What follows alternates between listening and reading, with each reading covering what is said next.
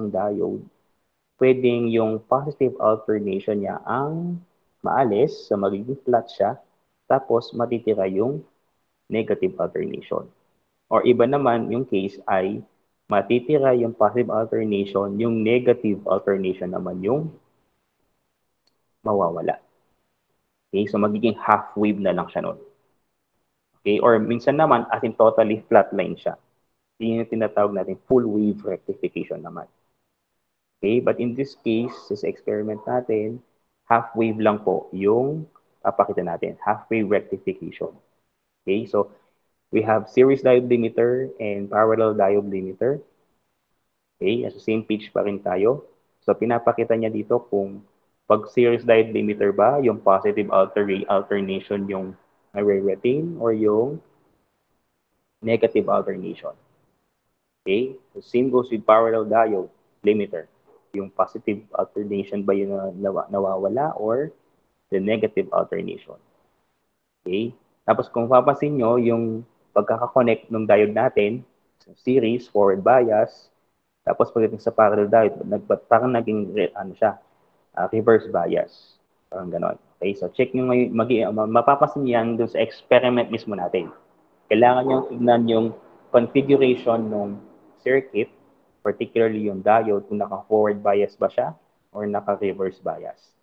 Tapos, i-explore nyo ngayon kung pag pumasok ba yung positive alternation do sa diode, magti-trip ba yung mawawala ba yung positive alternation or magre-retain. So later, ibibigyan ko ng isang example, but the rest, kayo na mismo mag-explore doon. Okay? So pakibasahin po ng maayos yung discussion bago nyo gawin yung mga susunod na procedure dito. Okay? So I guess para ma-push ko kayong magbasa, I'll give you 5 minutes to read discussion part. Page 1 lang po. Page 1. Yung discussion, tapos series diode limiters, parallel diode limiter. Pakibasa po yon in 5 minutes.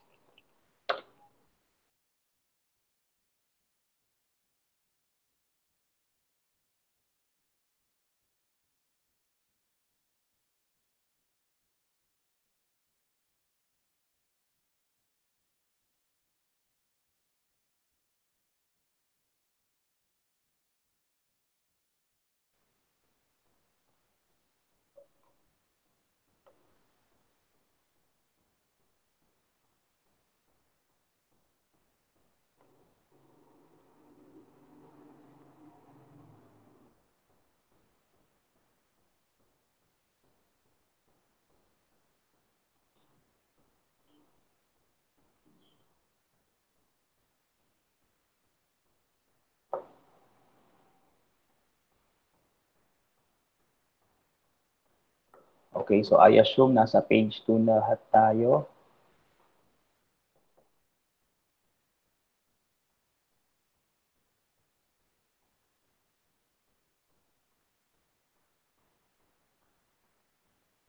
Okay, so sa page 2, we have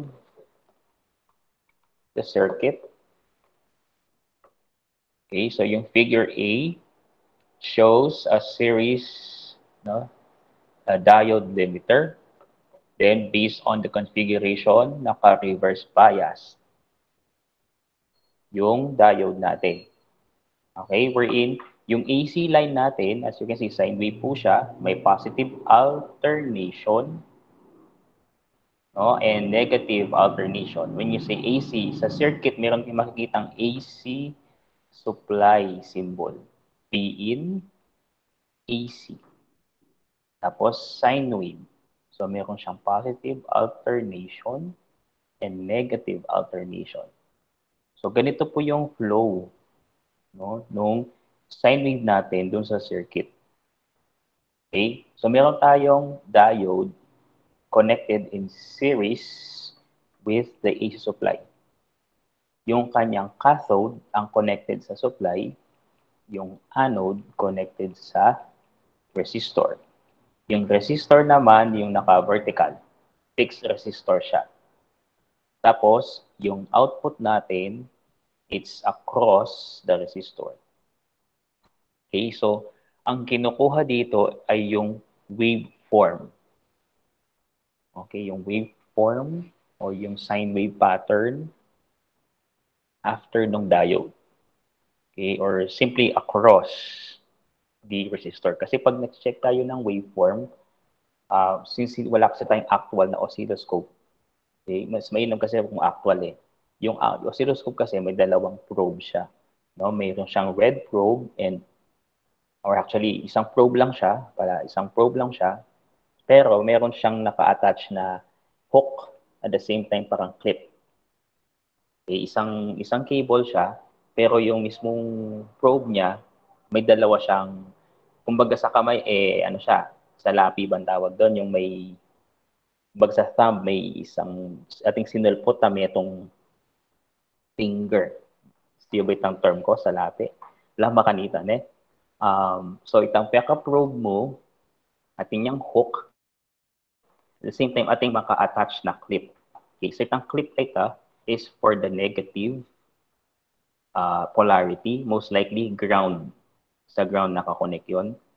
Or kung across siya dun sa resistor, since ang resistor ay dalawang paa niya, dalawang paa siya, so yung clip connected siya dun sa negative nung resistor natin. Kumbaga sa circuit na to, since yung resistor ay connected sa ground, so yung clip ng probe natin connected siya dun sa ground. Tapos yung hook naman connected siya dun sa positive, yung sa connection between diode and the resistor. Okay? Mas mainam kasi kung ano tayo, actual sa highway. Siguro ang gawin ko na lang, magsasend na lang ako ng video tutorial on how to use an oscilloscope. Okay? Para pag may time tayo na, let's say, bumalik man sa normal, hindi natin alam kung kailan yon. Let's say next year, magbabalik sa normal, at least may kahit konting background lang na yung napanood natin ay ma-apply natin siya pag bumalik tayo sa face-to-face setup. Okay? O ngayon. So, ganito ang setup niya. During positive alternation, no, yung positive cycle, yung pataas, yung sine wave natin, ang flow niya is clockwise direction. Okay, so the circuit, clockwise po ang direction niya. So, from AC going to the diode. Okay? Tapos, resistor, pabalik ng supply. Okay? But in this case, kung makikita nyo, since naka-reverse po siya, sa positive alternation, dapat, okay, walang dadaloy na kuryente dun sa diode natin. Okay, kasi naka-reverse bias yung diode natin. So, flat dapat siya. Okay? Then, during the negative alternation naman, magbabaliktad siya. Okay? So, ang setup niya ngayon ay counterclockwise naman ang direction. So, during counterclockwise naman, so, AC, resistor, diode. Okay? So, dun sa negative alternation naman, doon ngayon, papasok yung current natin. So, dapat ang magiging output nito, flat yung positive. Yes, Peña? So, flat yung positive, tapos yung negative niya man yung nandun. Okay? But on the yan, kung makikita niyo sa picture natin, yung V-in, full wave siya. Okay? Doon sa graph. Pagdating doon sa V-out, ayun, nag-flat yung positive, tapos meron siyang negative cycle. Half cycle. So, naging half wave na lang yung sine wave natin. Okay? Isang flat, isang negative alternation. Siyempre, umuulit yung sine wave natin. Kahit tinawag siyang frequency, number of cycles na paulit-ulit. So, umulit-ulit, flat, tapos negative alternation. So, tuloy-tuloy yan.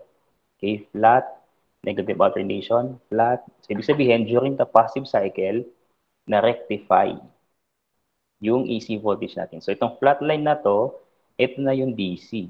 Kaso hindi pa siya full DC. Part lang siya na DC. Okay? And then, later, mapapansin nyo ngayon sa experiment natin, yung B out natin nabawas ng konti. Ibig sabihin, hindi ilalapat din itang amplitude, itang level na ng negative alternation at saka yung output, okay, nung voltage natin, after siya na-rectify, hindi sila lapat, hindi sila pantay. Bawas ng konti yung V out. Okay, yun yung i-find out nyo. Bakit siya nabawas? Saan napunta yung ibang voltage?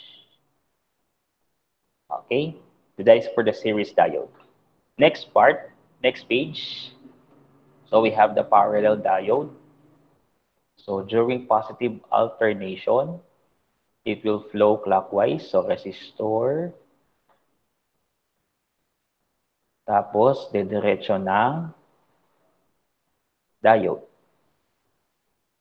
Okay? So dun sa diode natin, since naka-reverse bias siya, open.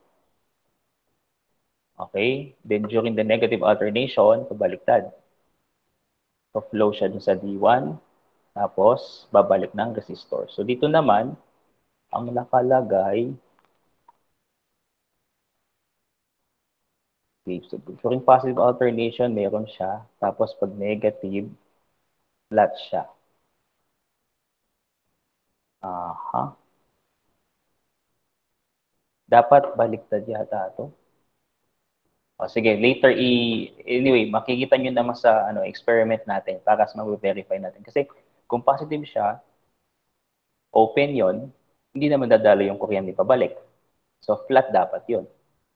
Tapos, pag counterclockwise naman, doon pa lang papasok yung current. So, dapat mayroon siya negative half cycle.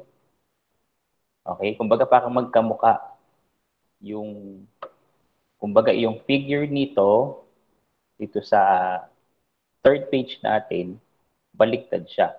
Flat, tapos negative alternation. Okay, I guess may ano yung experiment natin. Pero don't worry, mamaya doon sa experiment, doon natin mas makikita yon. Okay, kasi yun ang i-follow natin. Okay po?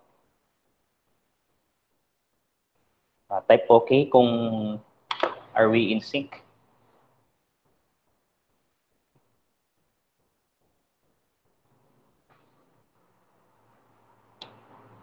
Okay, then balik ulit doon sa PDF, page 4.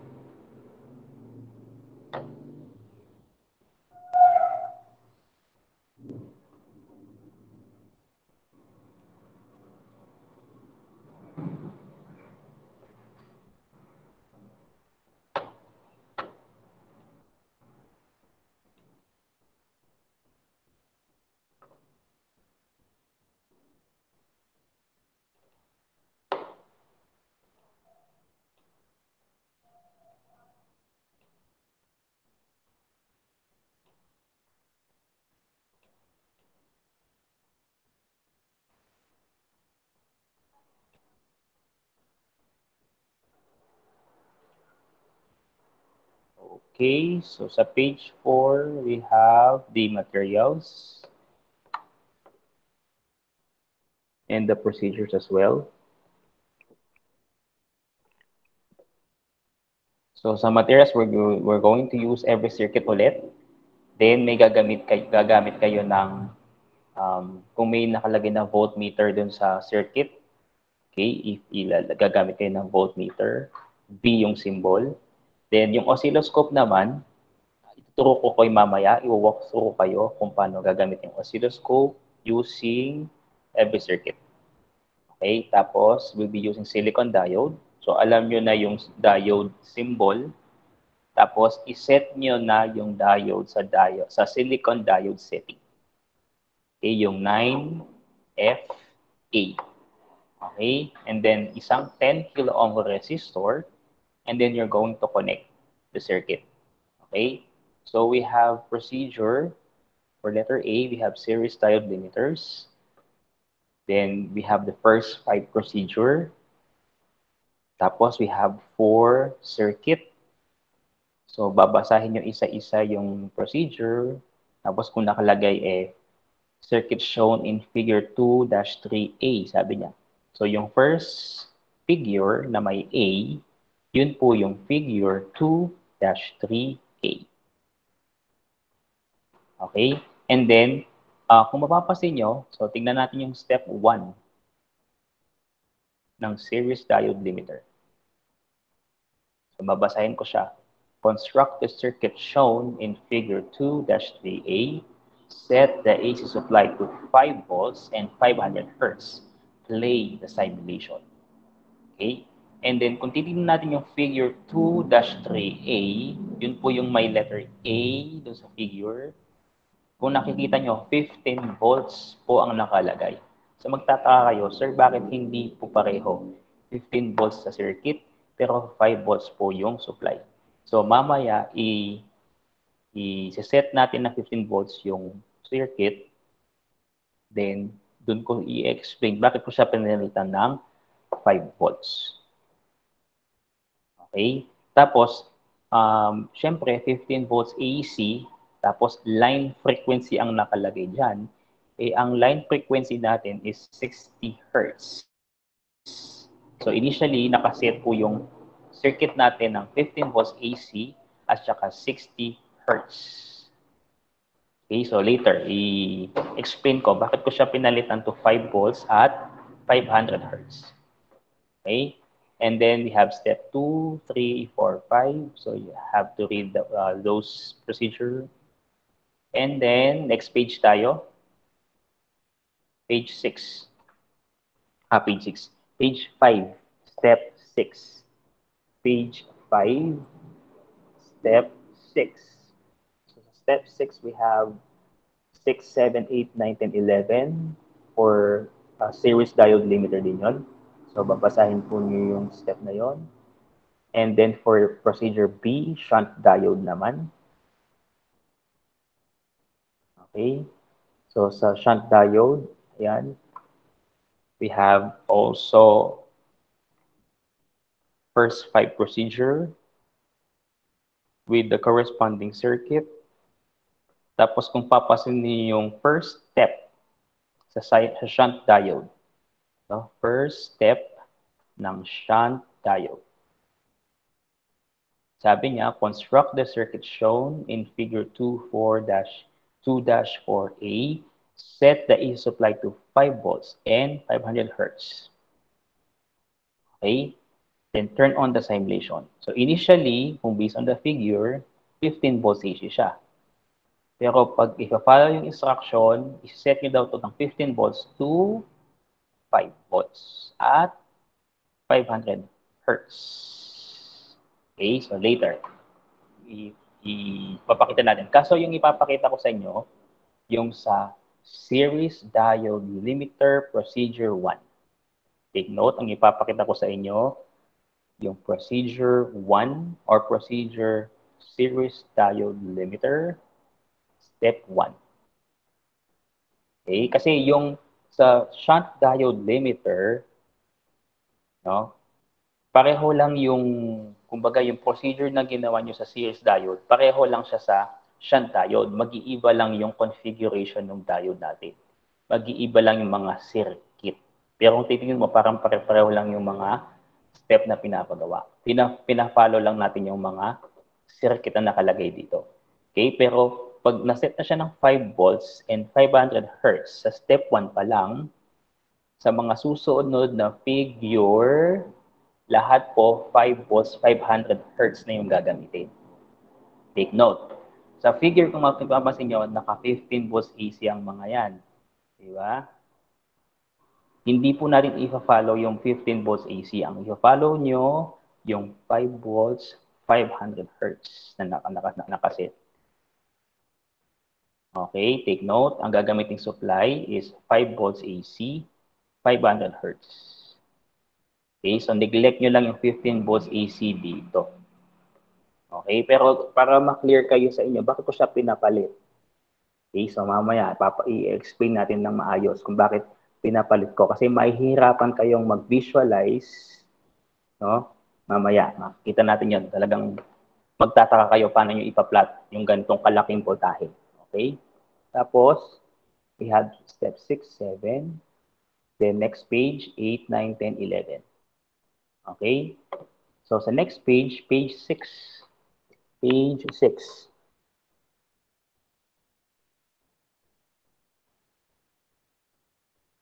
So I assume nasa page 6 na kayo. So we have data and results. So dito nyo po ngayon ipa-plot yung waveform. Take note dito sa portion na to ipa-plot.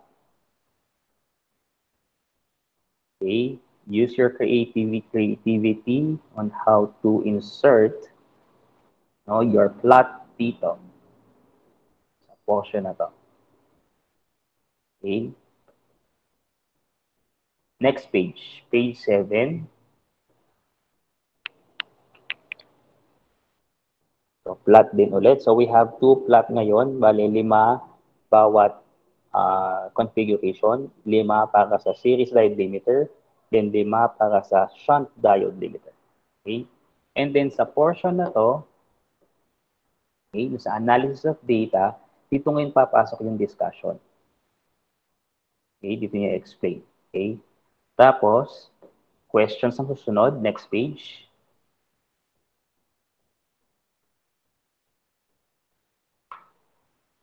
So, sasagutan niyo po ng maayos, ng kompleto yung question with effort. Okay? And then finally, conclusion.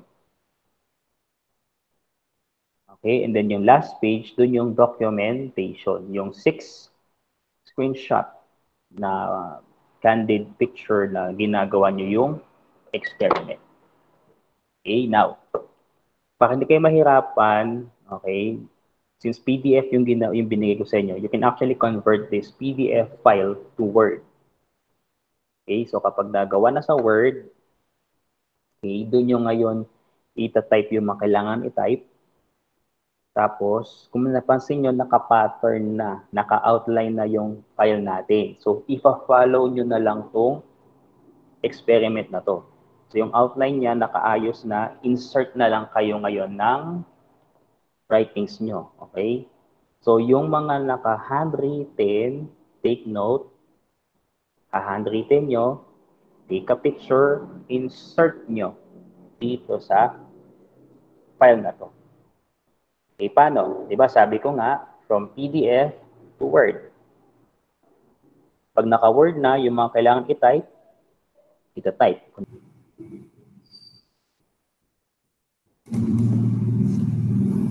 Okay, sige. Lahat ay mag-turn muna sa GNID natin.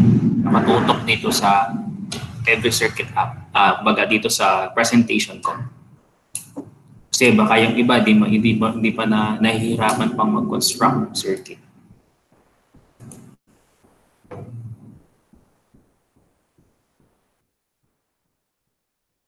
Okay, so we have the ground dito sa circuit. Okay.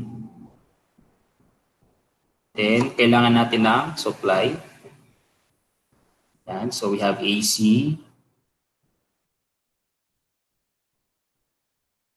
Okay, an AC supply.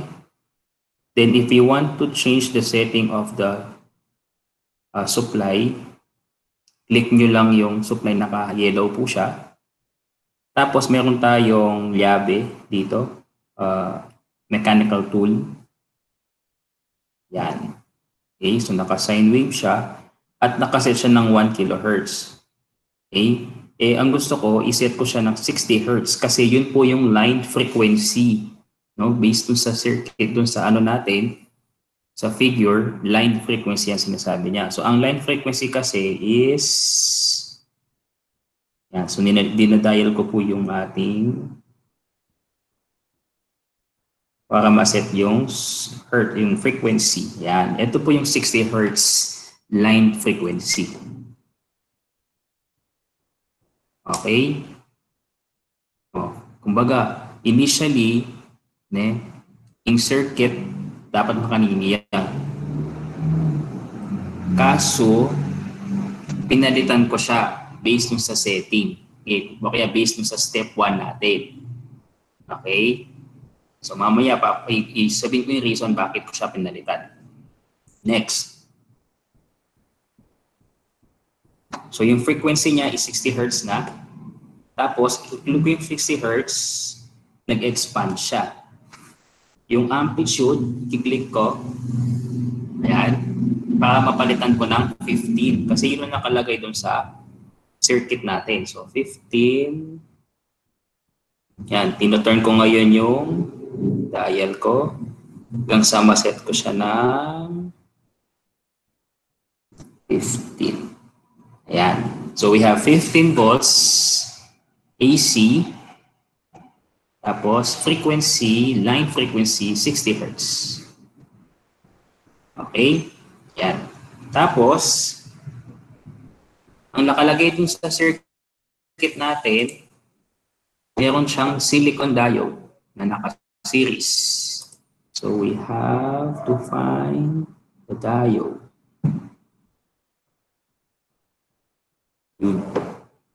Ito yung diode natin. Then, we're going to rotate. Yan. Tapos, connect. Okay. Then, set natin yung diode. Setting. Click mo lang yung mechanical gear or yung mechanical tool. Tapos, set natin ng 9 FA. Yan, di ba 9FA yung ano natin? Silicon diode. Okay. Hindi nakaset na siya ng 9FA. Ito lang yung papalitan, yung saturation current. Then, yung iba hindi napapalitan. Tapos, after the diode, we have the 10 kilo ohm resistor. So, hanap tayo ng resistor.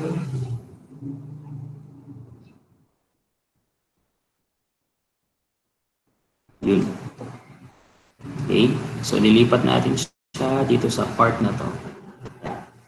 Then, connect. Tapos, ground.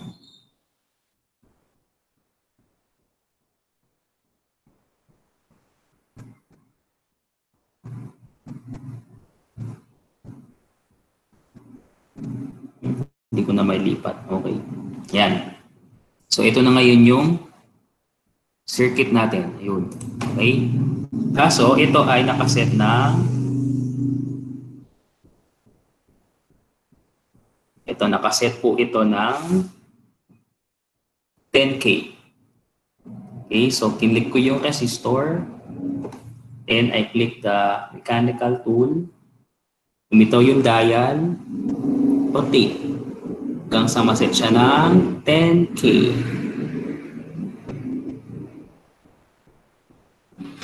So, nakaka-follow po ba? Type yes.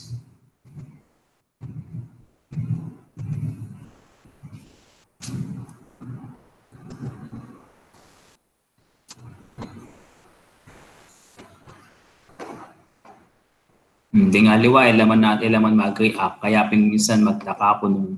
Anyway, ito naman kasi kayo nung bisa akong mabiyasa eh. Nung ako talaga bisang mabiyasa. Salanan nyo na ito na class. Ako, sinabi ko ng diretso sa inyo to kasi syempre di ko kayo nakikita personally.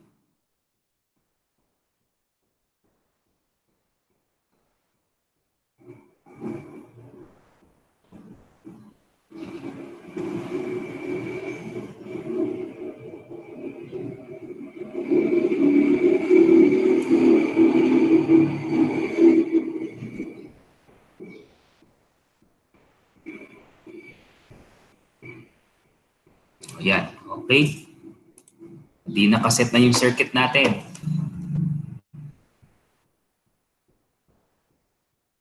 Ayan, so yun, nakaset na yung circuit. Tapos, sabi din sa ano natin, constructor natin siya, ang nakalagay 5 volts saka 500 Hz, di ba? Kaso sinet ko muna siya na 60 Hz at saka 15 volts AC. Okay, so ito yung reason bakit ko siya pinapalit to 5 volts and 500 Hz. Okay? So ganito po. Kung i-play ko yung circuit, play natin yung circuit. So yan po yung kanyang, okay, nag-flow po yung current natin. Then if I want to check the input waveform, So ito na po yung portion ng oscilloscope. Kiklik ko po yung connection between the supply voltage na AC at yung anode ng diode natin. Okay, so napansin nyo, nag-highlight po yung connection. Okay, tapos ikiklik ko ngayon yung mata. Nakikita nyo yung mata dun sa baba. Okay, pag click ko yan. So yan po ngayon yung waveform na hinahanap natin. Okay, na kung titignan nyo, ang bagal niya, tapos parang ang lapad ng waveform natin. Okay, so if you want to compress yung form na to, i-press nyo lang yung plus symbol. Okay, ulitin ko.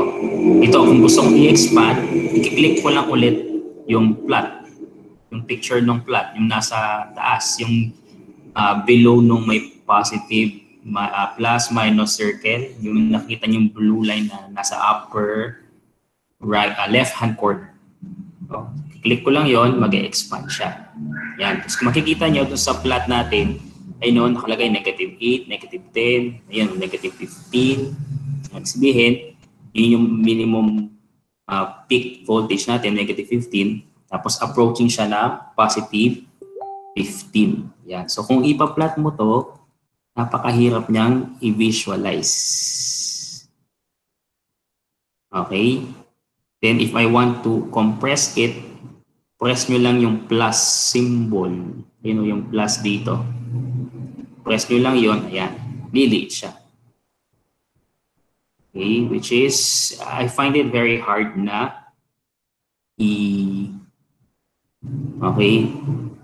i-visualize. Okay, now, if you want to check now the output waveform, so kung ito yung input waveform, ito naman ngayon yung output waveform. Yung sa connection ng diode at ng resistor. Tapos, pagka-click ko doon, may mata na naman doon sa baba. Yan. So, ito ngayon yung output waveform. Yung green part, yun po yung output waveform natin. Yan. So, para mas clear natin siya makita, I press the plus symbol. Ayun. So, nag-flat siya sa negative alternation.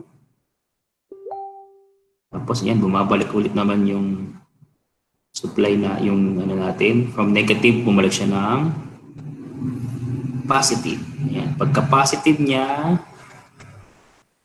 ayun, umakyat ulit.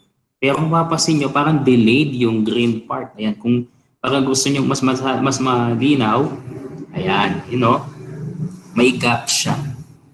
Hindi naglapat yung dalawang waveforms. Ano kayo nag-cause? Bakit hindi sila nagtapat? Yun yung a-analyze ninyo. Okay? So, isa-stop ko yung, or wag ko nang i-stop. Sige, play ko lang ulit. Now, papalitan ko yung supply. Sabi sa circuit, 5 volts, 500 Hz. So, yun na po talaga i-follow natin. Yung 5 volts, 500 Hz. So, neglect nyo lang yung 15 volts AC. Ulitin ko, neglect nyo lang yung 15 volts AC. Ang ipa-follow sa lahat ng circuit, dun sa AC supply, it's 5 volts, 500 Hz. So, paano setting? Tingnan nyo. Okay? So, naka-frequency.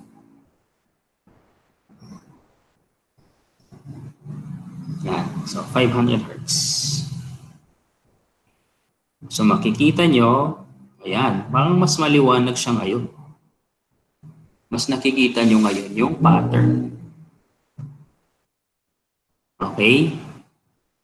Kaso, yung pagitan ng dalawang form, parang masyadong maliit, hindi natin masyadong napapansin. Bakit yung pagkakatapat ng dalawang form, diba? So, ang gagawin natin, yung amplitude, i-set ko ng 5 volts. Yan. Ayan siya ngayon. Yun, lumaki siya. Ayan. di yan. O, di ba? Mag-a-adjust siya mismo.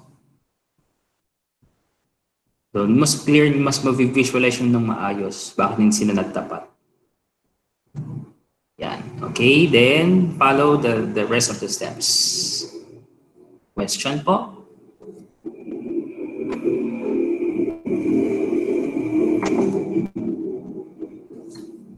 You may ask question before we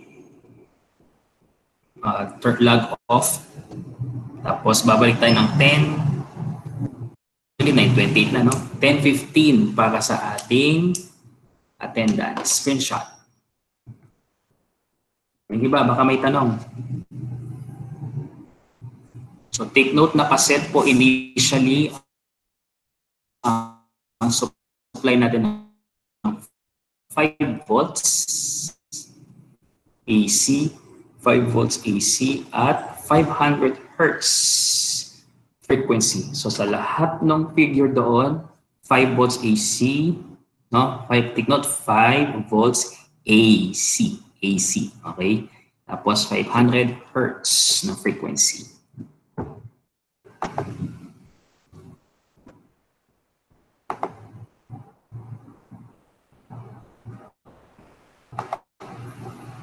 Hello?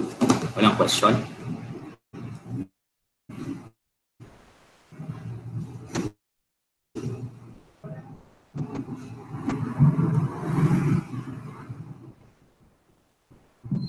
Hello? Hello? Chat na yata ako. Hello? May question po ba?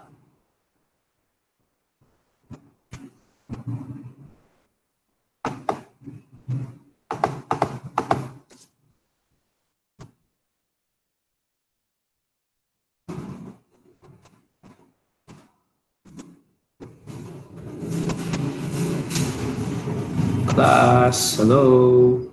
Wala. Okay. So you can now start doing the experiment.